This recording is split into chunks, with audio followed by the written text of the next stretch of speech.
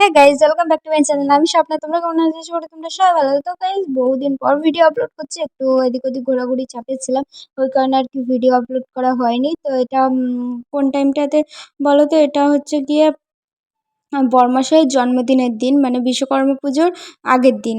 তো ওখানে দেখো খুব বৃষ্টি হয়েই যাচ্ছিলো সারাদিন। তো নিম্নচাপ লেগে গেছিলো আমাদের এদিকে, বলতে গেলে ঘাটাল পাঁশকুড়াতে। তো তোমরা যা নিউজ তো অলরেডি দেখেই নিয়েছো কি পরিমাণে জলে বন্যা হয়ে গেছে। এদিকে কংসাবতী নদী ছেড়ে দিয়েছে। তো সেই দিন তো সারাদিন জল বৃষ্টি, এখানে ঝড়, তো এখানে ঝড় বৃষ্টির জল। তো এই জন্য আমাদের বাড়িতে আজকে খিচুড়ি রান্না হয়েছে, খিচুড়ি পাঁপড় ভাজা।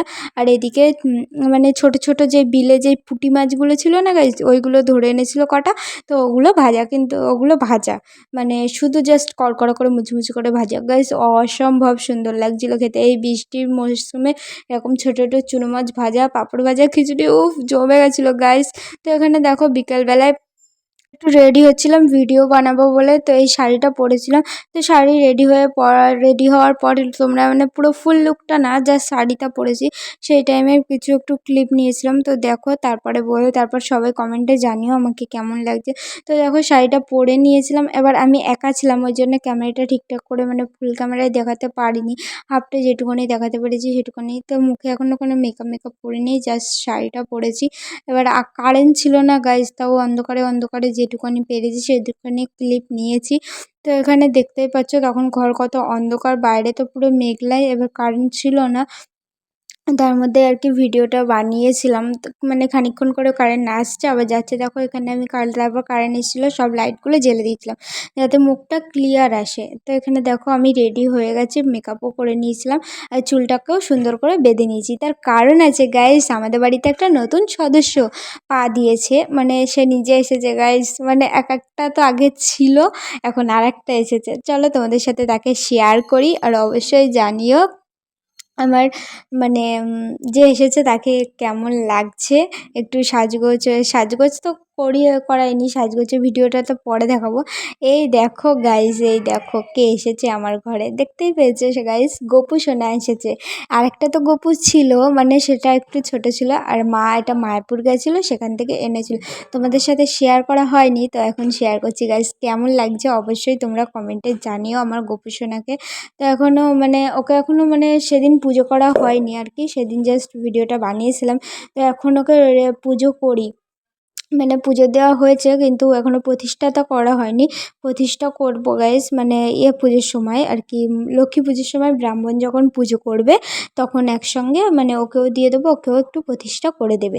তো এখানে দেখতে পাচ্ছ গাইস কত সুন্দর লাগছে আমার গোপুসোনার থেকে। তো আমি তো চোখটা ফেরাতেই পারছি না।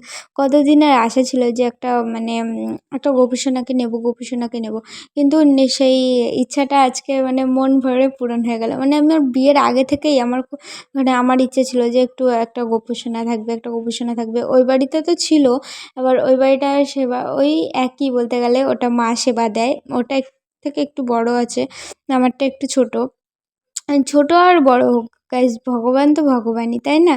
তাই আমার গোপু সোনাকে আমি দেখো এখানে সবার প্রথমে না একটু মানে প্রথম ওকে সিংহাসনে বসাবো, ওই জন্য একটু ভালো করে স্নান করিয়ে নিয়েছিলাম। স্নান করানোর জন্য দুধ, গঙ্গা জল, আর এইটা দেখতে পাচ্ছ গাইজ মধু দিয়েছিলাম, আর আগেরটা গঙ্গা জল দিচ্ছি। দুধ, মধু, গঙ্গা জল আর একটু তুলসী পাতা দিয়ে ওকে স্নান করেছিলাম। এই যে গাইস আমার আগের ছোট্ট গোপালটা দেখতে পাচ্ছ, ওকে সবার প্রথমে করালাম, কারণ যতই আসুক তাই না, আগের জিনিসের প্রতি মায়াটাও থাকেই।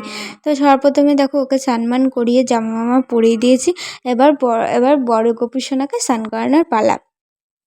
গাইস দুজনকে যে কি অপূর্ব লাগছিল দুজনে দুপাশে বসে, তোমরা ভিডিওটা দেখতে পাবে। ওটা তো ছিল আগের দিনে, আমি সন্ধ্যাবেলা ভিডিওটা বানিয়েছিলাম, এটা পরের দিন সকালে। তো এখানে দেখো গোপু সোনাকে স্নান করিয়ে নিচ্ছিলাম। প্রথমে দুধ, গঙ্গা জল, ঘি, মধুটা ঢেলে দিয়েছিলাম, তারপরে হচ্ছে এখানে শুধু মানে ভালো জল দিয়ে গায়ে জল ঢেলে নিয়েছিলাম, তারপর ভালো করে মুছিয়ে দিচ্ছিলাম যাতে মানে জলটা না লেগে থাকে গায়ে। তো আমি তো গাইস এখনও ওকে প্রতিষ্ঠিত করিনি, ওই জন্য আর কি আমি ওকে মানে অন্তত 3 বেলা না দিতে পারি, ওকে অন্তত 2 বেলা দিই, মানে সকালে একবার দিই আর সন্ধেবেলায় একবার দিই। তো দেখো গাইস এই জামা গোপুর সোনার এই জামাটাও মা এনেছিল মায়াপুর থেকে। কত সুন্দর লাগছে না গাইস? একটা অরেঞ্জের মধ্যে একটা জামাটা। ওকে বসিয়েছি লাল আসনটায় আর বড় গোপু সোনাকে বসিয়েছি সাদা আসনটায়। এবার ওর জন্য না গাইস একটা জিনিস এখানে ওর এখনও অনেক গয়নাগাটি অনেক কিছু বাকি আছে, সেগুলো কিনবো। মাথাটা একটু ন্যাড়া ন্যাড়া ন্যাড়া লাগছে। তো টেনশন নেই গোপু সোনা, তোমার জন্য খুব তাড়াতাড়ি আমি তোমাকে সাজিয়ে গুছিয়ে রেডি করিয়ে দেবো। তো দেখো কত সুন্দর লাগছে। ওর একটু মাথায় যদি একটু চুল থাকতো তো দেখতে পাচ্ছ গাইস কি সুন্দর লাগছে। সেদিন দিয়েছিলাম চিরভোগ দিয়েছিলাম ওকে খেতে। তো ওই দেখো আমার ওই পাশে ছোট্ট গোপু সোনা আর ওই পাশে জগন্নাথ বলরাম সুভদ্রা। তো ওরা ছিল আর কি, একসঙ্গে রেখেছি। আর প্রথম নিচে রেখেছিলাম গনু সোনাকে আর মা কালীকে নিচে রেখেছিলাম। তো দেখো সন্ধ্যাবেলা বরমশাই চলে এসেছে। এবার আমাদের একটা জায়গায় যাওয়ার দরকার ছিল, তো বরমশাই চুল কেটে এসেছে। আমি বলছি দেখি দেখি চুলটা কেমন কেটেছে।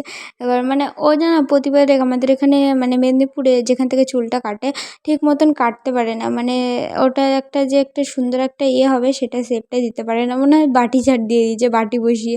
তো এবার চুলটা সুন্দর কেটেছে। আমি বলছি না এইবারে চুলটা সুন্দর কেটেছে। বলছে সুন্দর কেটেছে তো হিরো হিরো লাগছে তো? আমি বলছি হ্যাঁ হ্যাঁ। ছাড়ো এইসব কথা ছাড়ো, এবার বলো আমার জন্য কি এনেছো কি? বলছে তোমার জন্য একটা জিনিস এনেছে। আমি বলছি কই দেখাও দেখাও।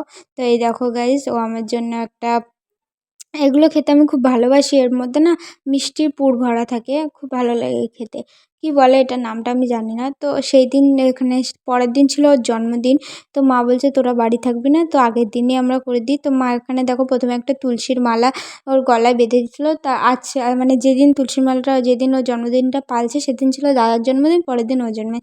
তো দুজনের জন্মদিন একসাথেই করে দেয় মা বাবা। তো দাদারটাও করে দিয়েছিলো। তো দাদা বলছিল যে আমার ভিডিও ক্লিপ নিও না। ভিডিও ক্লিপ নেওয়া আছে বাট অ্যাড করিনি, দাদা একটু লজ্জা পায়। দাদা বলছিল আমাকে এখানে আমার ভিডিও ছেড়ো না, মানে একটু লজ্জা লজ্জা পায়, ওই জন্য আর কি ছাড়িনি। তো দেখো না মা ওখানে প্রথমে চন্দনের ফোঁটা দিয়ে নিচ্ছিল, একটা তুলসীর মালা পরিয়ে দিয়েছে। এবার ধান ধূপ দিয়ে আশীর্বাদ করে নেবে ওকে। না গাইস আমি বলছিলাম যে মায়ের কাছে একটু পায়েস খাও না, ও না আগে এসে খেয়ে নিয়েছে। ও বলছে না খেয়ে নিয়েছি, পেট ভরে গেছে আর খাবো না। তো দেখো মা ওকে সুন্দর করে আশীর্বাদ দিয়ে দিচ্ছিল। আর আমার তরফ থেকে সবাই ওকে বলে দিও গাইস কমেন্টে, যারা যারা ভিডিওটা দেখছো হ্যাপি বার্থডে বলে দিও। ওর বার্থডে ব্লগটাও আসছে খুব তাড়াতাড়ি।